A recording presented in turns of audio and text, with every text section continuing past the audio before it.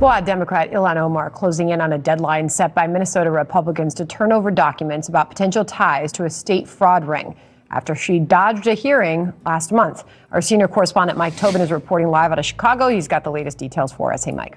And Sandra, that deadline is today for Minnesota Congresswoman Ilhan Omar to turn over documents and communication tied to defendants in that massive Feeding Our Future scandal. The Minnesota House Committee on Fraud Prevention and State Agency Oversight is holding its last meeting of the legislative session today. However, the committee does not have enough votes to subpoena the Congresswoman, so the committee doesn't have a legal mechanism to compel Omar to cooperate. The chair of the committee has sent Omar multiple invitations and requests for documents. Omar does not respond. Omar now sponsored the 2020 Meals Act, which removed the guardrails on COVID relief money and helped the fraud run up to $250 million. Despite that, the chair of the Fraud Prevention Committee does not anticipate the Minnesota congressman will respond by the deadline.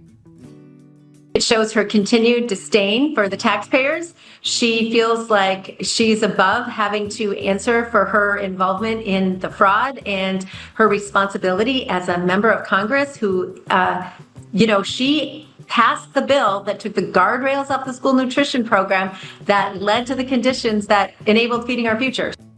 Now, Amy Bach was convicted as the mastermind of the Feeding Our Future scandal. Defendants billed the government for meals that were never provided through existing restaurants and sham companies. Now, in Bach's trial, Omar's name appeared in an email chain with Bach. Trial evidence showed text communication with Bach and Omar. Trial evidence also showed Bach exchanged emails with one of the defendants who fled the country. The title of that email chain was Ilhan's Office.